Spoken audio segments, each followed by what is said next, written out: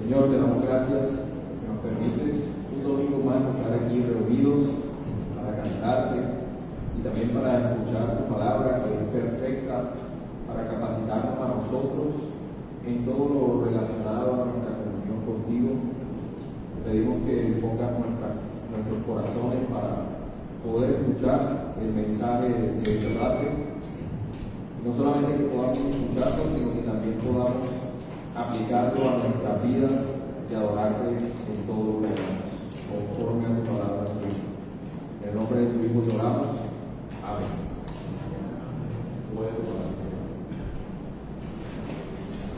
Acompáñenme por favor al Salmo 119.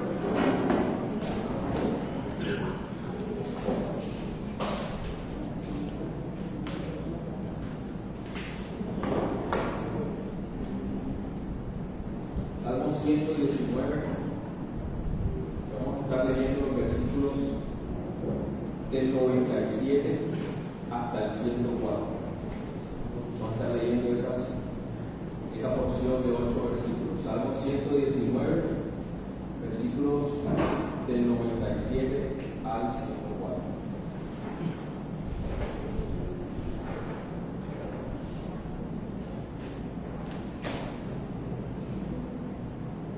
Así dice la Escritura. Oh, cuánto amo yo tu ley. Todo el día es ella mi meditación. Me has hecho más sabio que mis enemigos con tus mandamientos, porque siempre están conmigo. Más que todos mis enseñadores he entendido, porque tus testimonios son mi meditación. Más que los viejos he entendido, porque he guardado tus mandamientos. De todo mal camino contuve mis pies para guardar tu palabra. No me aparté de tus juicios, porque tú me enseñaste. Cuán dulces son a mi paladar tus palabras, más que la miel a mi boca. De tus mandamientos he adquirido inteligencia, por tanto he aborrecido todo camino de mentira. Una de las cosas que más nos incomoda a nosotros como cristianos es ese sentido de frialdad espiritual. Nosotros siempre quisiéramos ser muy capaces para discernir lo que es bíblico y lo que no es bíblico, ser muy prontos para ajustarnos a la Escritura, arder por la oración, no dejarnos afectar tan fácilmente por las providencias que podríamos considerar como incómodas, concentrarnos en nuestros devocionales y cosas por el estilo. Si realmente somos cristianos, desearemos todo el tiempo vivir una fe que no es fingida, que no es mediocre, sino una fe vigorosa, una fe real. Pero a veces no es muy claro cómo es que obtenemos un tipo de cristianismo así. Algunos oran y oran al Señor con una fe viva y aún así siguen sintiéndose fríos. Siguen desviando sus miradas de las cosas del Señor ante la más mínima providencia incómoda. ¿Cómo obtener entonces esa vida tan firme en la fe? ¿Cómo amar al Señor de la manera que nosotros tanto quisiéramos? Y debemos entender que no se puede luchar contra la frialdad desde la pasividad. No se puede luchar contra la frialdad desde la pasividad. Para obtener esa vida que arde por las cosas del Señor, no es suficiente con orar y después esperar a que el Señor repentinamente despierte en nosotros ese sueño espiritual. De hecho, en esta porción del Salmo 119 vamos a aprender que ese amor vivo por las cosas del Señor es resultado de un trabajo, y puntualmente es el resultado del trabajo de la meditación. El versículo 97 inicia diciendo: oh, cuánto amo yo tu ley, todo el día es ella mi meditación. Ahora quisiera resaltar algo. La meditación es un trabajo. Se requiere de toda nuestra diligencia para poder meditar. Cuando la Escritura habla de la meditación, no piense que se trata de un momento de conexión interior, ni de ejercicios respiratorios, ni de silencio mental, sino que la Escritura enseña que la meditación en realidad es un trabajo. Podríamos de hecho definir la meditación de la siguiente manera. La meditación es el esfuerzo de los pensamientos para mantener cerca de nosotros la palabra de Dios y extraer toda su enseñanza. El esfuerzo de los pensamientos para mantener cerca de nosotros la palabra de Dios y extraer toda su enseñanza. Y esta definición lo respalda el Salmo 119, la porción que leíamos. De nuevo, versículo 97. Todo el día es ella mi meditación. Parte B del versículo 98, en cuanto a los mandamientos, dice: siempre están conmigo. La parte B del versículo 100 dice: porque he guardado tus mandamientos. Y la primera parte del versículo 104 dice: de tus mandamientos he adquirido inteligencia. Claramente el salmista no está considerando la meditación como un momento de pasividad, como un momento de silencio, sino como el esfuerzo de los pensamientos para mantener cerca de él mismo la palabra de Dios y extraer la inteligencia, la enseñanza de la Escritura. Ahora, lo que se extrae de la meditación de la palabra será también lo que va a producir en nuestra vida cristiana los frutos que nosotros tanto anhelamos para alejarnos de la frialdad. Este sermón va a llevar por título Los frutos de la meditación. Los frutos de la meditación. Y en esta porción del Salmo 119 nosotros vamos a ver que si meditamos, si trabajamos por mantener la Escritura cerca de nosotros y extraer su enseñanza, si meditamos obtendremos dos frutos. Dos frutos. Vamos entonces a adentrarnos en cada uno de ellos.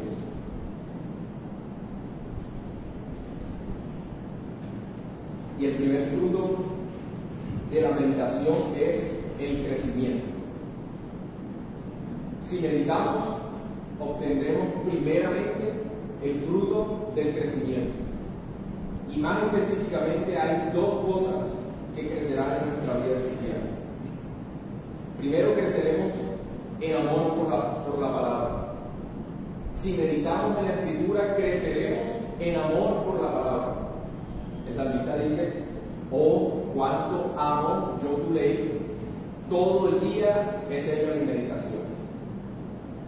La palabra griega que usa el salmista aquí para expresar su amor por la ley de Dios es la misma que se usa en Génesis para describir el amor que tenía Isaac hacia su esposa Rebeca. Allá en Génesis 24:67 dice: y la trajo Isaac a la tienda de su madre Sara, y tomó a Rebeca por mujer, y la amó, y se consoló Isaac después de la muerte de su madre. De manera que esta confesión de amor por la ley de Dios que nosotros encontramos en este salmo hace referencia a un afecto de una naturaleza muy íntima. Así como una pareja de esposos se manifiesta el uno al otro un tipo de amor que no se expresa a ninguna otra persona, así también el salmista expresa amor por la ley de Dios, un amor que no es superado por ninguna otra cosa, un amor que es exclusivo hacia la ley de Dios.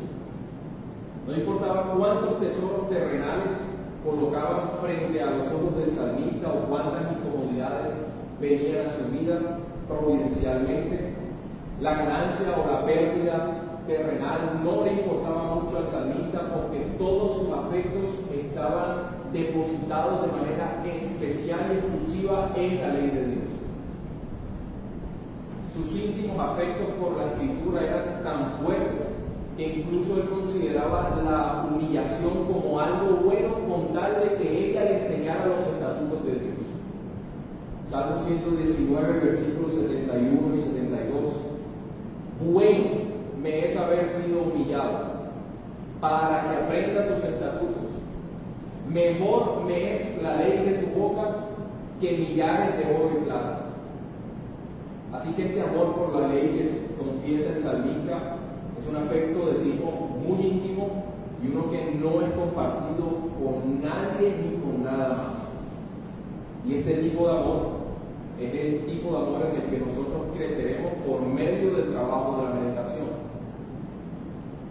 Ahora, cuando nosotros leemos el versículo 97, el salmista no pareciera indicarnos que el amor por la escritura es fruto de la meditación. Más bien da a entender lo contrario, que la meditación es fruto del amor por la ley de Dios. Entonces, ¿será que el amor por la palabra de Dios nos lleva a meditar en ella? ¿O la meditación de la palabra de Dios nos lleva a amar la escritura? Bueno, es claro que el salmista confiesa primero su amor por la ley y luego dice, todo el día es en meditación. Así que él no hubiese podido meditar en la escritura si primero no tuviese afecto por la escritura. Evidentemente su amor íntimo por la palabra le llevaba a meditar.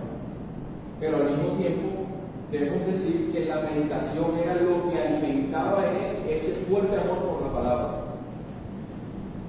Gran parte de esta porción del Salmo 119 es un esfuerzo del salmista por mostrar cómo la ley de Dios le ha beneficiado en su vida de piedad. Usted verá que él dice cosas como, el versículo 98, me has hecho más sabio que mis enemigos con tus mandamientos. Más que todos mis enseñadores he entendido. Más que los viejos he entendido. No me aparté de tus juicios. He adquirido inteligencia. Él ha obtenido una gran cantidad de beneficios de la ley de Dios. Pero si se da cuenta, el salmista dice haber obtenido todas estas cosas por el ejercicio de la meditación. Dice, versículo 98, me has hecho más sabio que mis enemigos con tus mandamientos. ¿Pero por qué? Porque siempre están conmigo. Versículo 99, más que todos mis enseñadores he entendido, pero porque tus testimonios son mi meditación. De no existir un trabajo por tener siempre la ley de Dios con nosotros, de no existir un trabajo por meditar en los testimonios del Señor, jamás podremos obtener aquellas cosas que son para el bienestar de nuestra vida de piedad. Pero ahora, si en verdad amamos al Señor y anhelamos hacer su voluntad, y la Escritura nos da todo lo necesario para capacitarnos en esto, entonces no amaremos la Escritura, no creceremos en afectos de amor íntimo por la ley de Dios, porque ese es precisamente el caso del salmista. Desde el inicio del Salmo 119, él nos deja ver cuál era su mayor deseo para con Dios. El versículo 7 del Salmo 119 dice, te alabaré con rectitud de corazón cuando aprendiere tus juicios. Ese es su anhelo. Alabar al Señor con rectitud de corazón. El versículo 33 y 34 del mismo Salmo también dice, enséñame, oh Jehová, el camino de tus estatutos, y los guardaré hasta el fin. Dame entendimiento y guardaré tu ley, y la cumpliré de todo corazón. El mayor deseo del salmista era alabar a Dios en rectitud de corazón. Y en la porción que nosotros estamos tratando en este sermón, ya deja ver que su mayor deseo ha sido cumplido. Pero su deseo ha sido cumplido por medio del trabajo de la meditación en la palabra. Así que el salmista expresa su amor por la ley de Dios porque él es consciente de cómo la meditación en la Escritura le ha dado la consagración que él tanto anhelaba. El afecto íntimo por la Escritura nos lleva a meditar en ella, eso es cierto. Pero al mismo tiempo, el afecto se alimenta cuando nosotros meditamos en la palabra.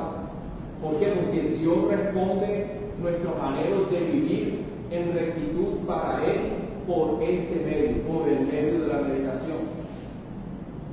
Cuando te preguntes por qué no siento esos fuertes afectos por la palabra, por qué es muy fácil quitar mi atención de la Escritura y colocarla en las cosas que son tan temporales, por qué el Señor no me ha dado pasión, la pasión que yo quisiera por su palabra y por ajustarme a ella. La respuesta es esta: has dejado la meditación. Pero el Señor renueva esa fuerza de amor por su palabra cuando somos diligentes en hacer de ella el objeto de nuestra meditación. Mi hermano y mi hermana, por el bienestar de tu alma, sé diligente en tomar la Escritura y meditar en ella. Aparta espacio durante el día para hacerlo, pero no limites tus pensamientos a trabajar solo en estos espacios que has apartado. Medita también el resto del día, tal como lo dice el salmista. Todo el día es ella mi meditación. El salmista meditó y fue ayudado. Y fue ayudado tanto que parece darnos a entender que ese amor por la ley de Dios, ese amor que Dios había imprimido en su corazón, era un afecto íntimo incalculable.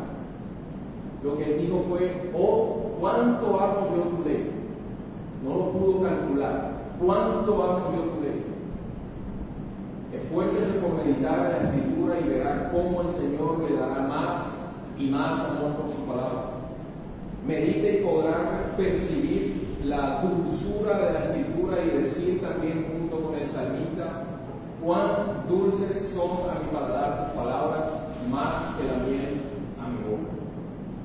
Medite y será ayudado, tanto que muy difícilmente las cosas de este mundo desvíen su atención. Será tanto que tampoco podrá calcular el favor de Dios para con usted. ¿Tiene una vida cristiana que vive estas cosas? Entonces medite, trabaje por la meditación. El amor por la Escritura es lo primero en lo que creceremos cuando nos esforzamos por meditar en ella. Pero también creceremos en algo más. Creceremos en sabiduría.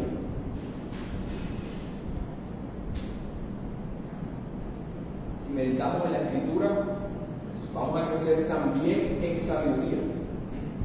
Claro que dice el versículo del 98 al 100 del Salmo 119. Me has hecho más sabio que mis enemigos con tus mandamientos, porque siempre estás conmigo. Más que todos mis enseñadores he entendido, porque tus testimonios son mi meditación. Más que los viejos he entendido, porque he guardado tus mandamientos. Ahora vean el versículo 104. De tus mandamientos he adquirido inteligencia. El salmista habla aquí de la sabiduría que él ha adquirido en al menos 3 sentidos, como 3 aspectos de la sabiduría. En nuestra Biblia, estos 3 sentidos o estos 3 aspectos de la sabiduría son traducidos como sabio, entendido, inteligencia. Cuando el salmista dice: me has hecho más sabio que mis enemigos, él usa la palabra hebrea shakam, que hace referencia a ser habilidoso en algo. Y por el contexto en el que esta palabra es usada, debería entenderse como que la ley de Dios le ha dado al salmista la habilidad de actuar rectamente y de alejarse del mal, en contraste con los impíos que son esclavos de sus perversiones. Me has hecho más sabio que mis enemigos. Además, cuando el salmista dice: más que todos mis enseñadores he entendido, él usa la palabra hebrea sakal, que significa tener comprensión interna o entender intelectualmente algo. Y es la misma palabra que se usa en Jeremías 3:15. Ese pasaje dice: y os daré pastores según mi corazón, que os apacienten con ciencia y con inteligencia. Así que ser entendido o ser sakal significa compartir aquello de lo que también goza un maestro de la Escritura. Es tener la capacidad para entender las verdades bíblicas en su sentido intelectual.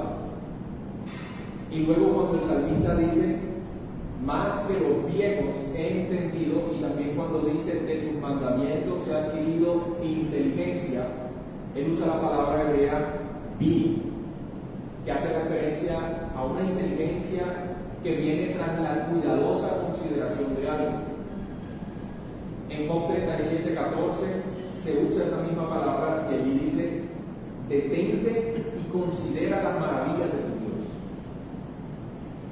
Así que adquirir bin o adquirir inteligencia es adquirir esa capacidad de no actuar por impulsos, sino de detenerse por un momento y de considerar con mucho cuidado un asunto, especialmente lo que está relacionado con la piedad, así como debería hacerlo con mucha facilidad alguien que ya está avanzado en edad, alguien que ya ha ganado mucha experiencia en unos años.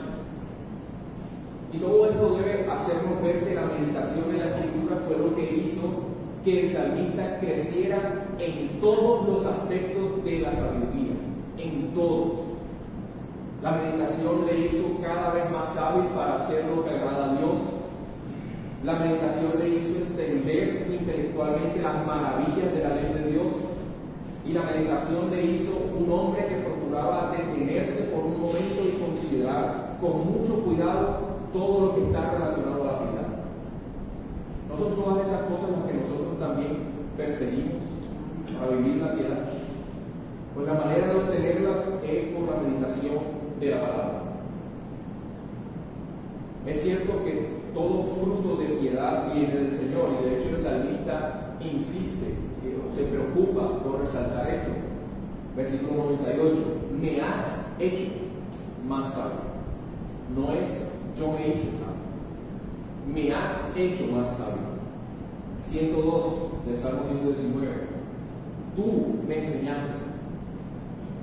No yo me enseñé con la meditación, tú me enseñaste.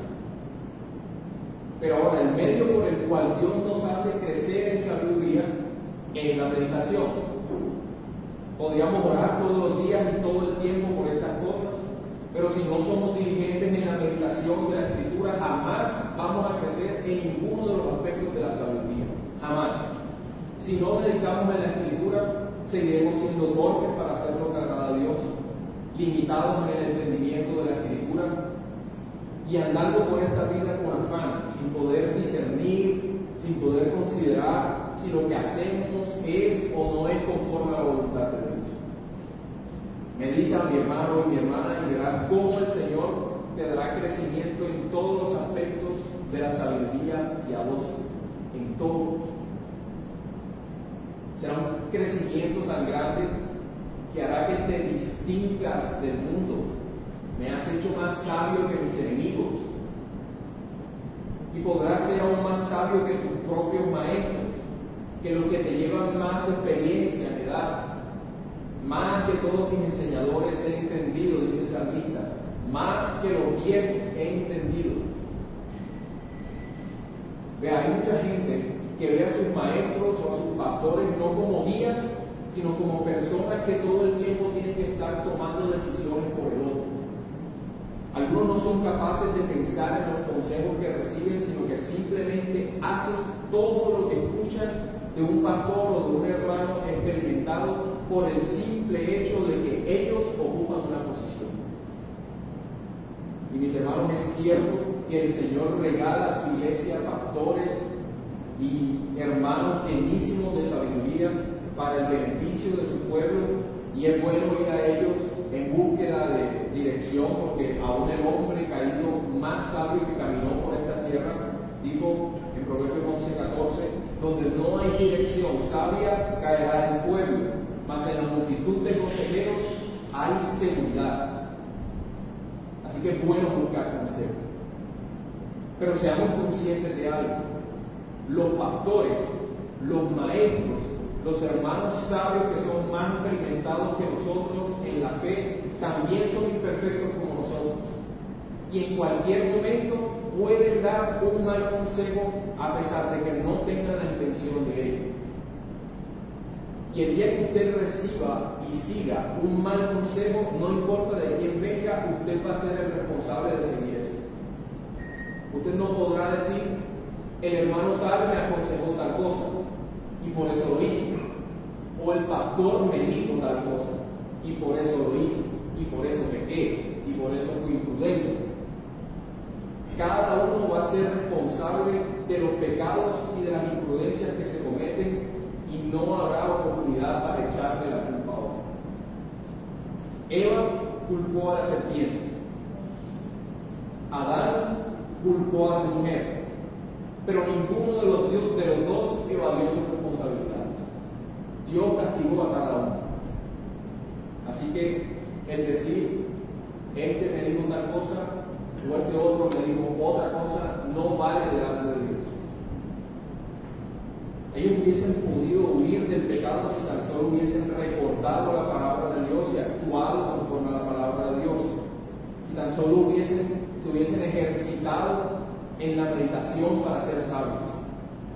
Y así también nosotros, mis hermanos, podemos evitar el pecado, los errores, las imprudencias, si nos dedicamos a filtrar con la Escritura todos los consejos que llegan a nuestros oídos.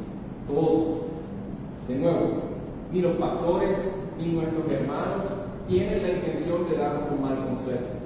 Pero por causa de la imperfección que aún está ligada a nosotros, ellos pueden equivocarse en lo que dicen y nosotros seguiremos siendo responsables de conducirnos conforme a la Escritura. Y la única forma de poder andar sabiamente e identificar quizás esos pequeños errores que puedan salir de los labios de un hermano o de un pastor es por el ejercicio de la meditación. El salmista meditó y creció en sabiduría. Fue tanto que incluso llegó a entender más que sus propios maestros. Así que la meditación trae consigo el fruto del crecimiento. Decíamos que la meditación nos hará crecer en amor por la palabra, pero también en sabiduría. Nos queda ver el segundo fruto de la meditación.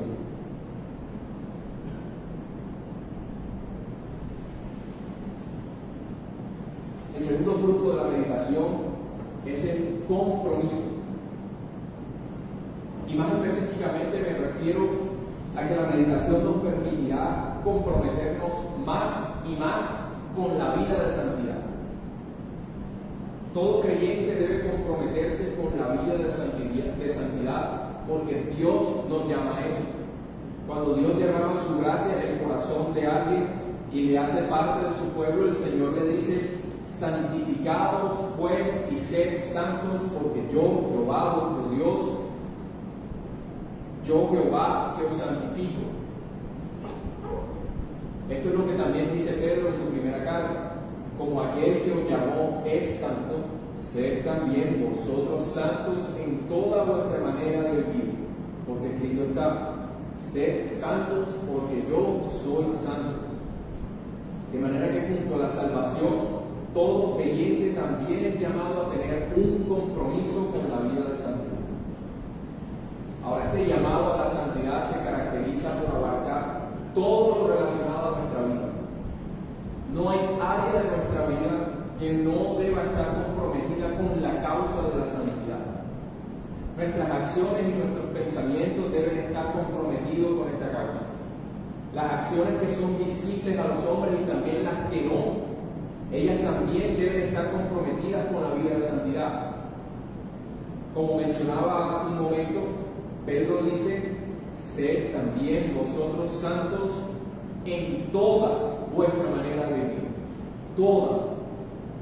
Y Pablo también dijo en Filipenses 4:8, porque todo lo que es verdadero, todo lo honesto, todo lo justo, todo lo puro, todo lo amable, todo lo que es de buen nombre, si hay virtud alguna, si algo digno de alabanza, en esto pensad. Este compromiso total con vivir para agradar a Dios es lo que también vemos en el salmista. Él dice en el versículo 111 del Salmo 119: de todo mal camino contuve mis pies para guardar tu palabra. De todo mal camino. No se contuvo de algunas maldades, sino de todo mal camino.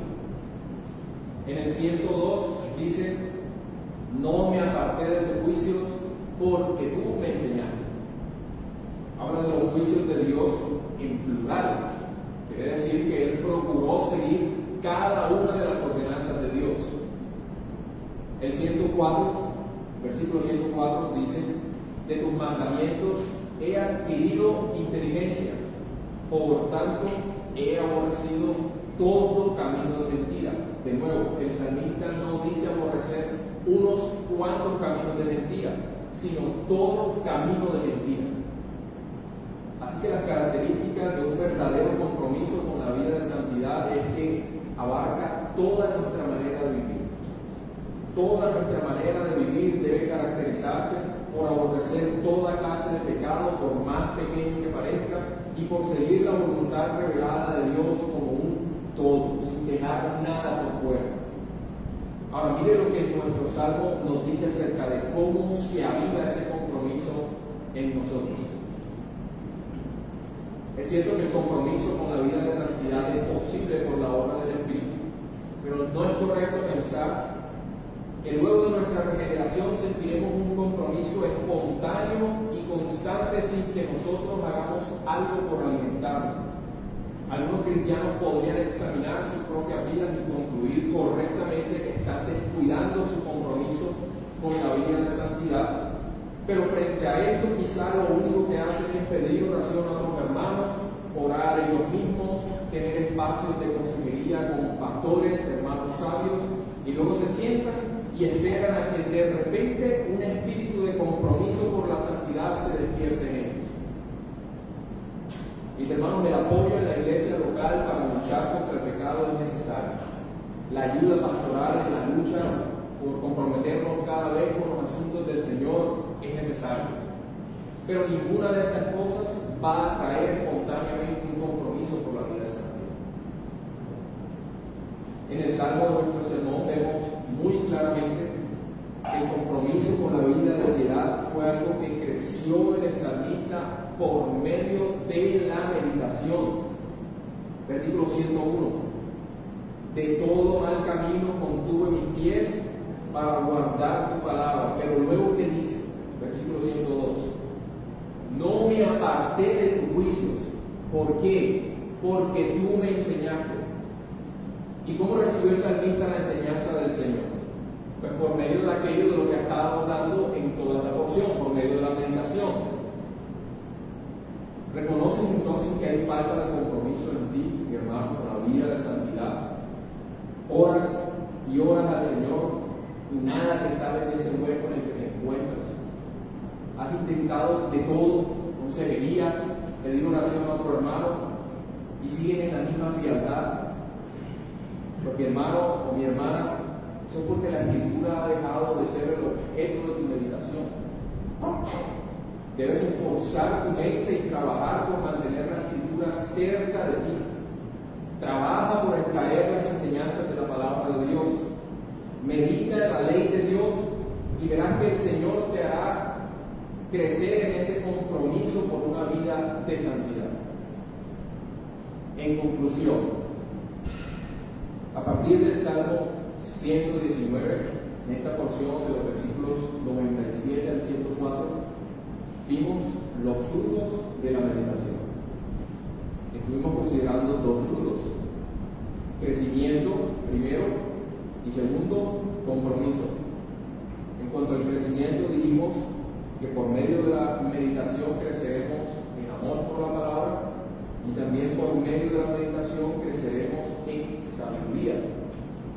Y luego, en cuanto al compromiso, dijimos que por medio de la meditación creceremos en compromiso con la vida de piedad. Si te encuentras luchando contra la frialdad, considera los frutos de la meditación y empieza a meditar en la Escritura todo el día, como dice el salmista. Guarda la Escritura en tu mente, memorízala, trabaja para traer la enseñanza de la palabra de Dios. Y si alguno considera que no está frío, de todas formas sigue ejercitándose en la meditación para que siga alimentándose de sus frutos. El mínimo descuido puede llevarlo a la frialdad. Salmo 119, versículo 97. Oh, cuánto amo yo tu ley, todo el día es ella mi meditación. Vamos a orar. Señor, te damos gracias porque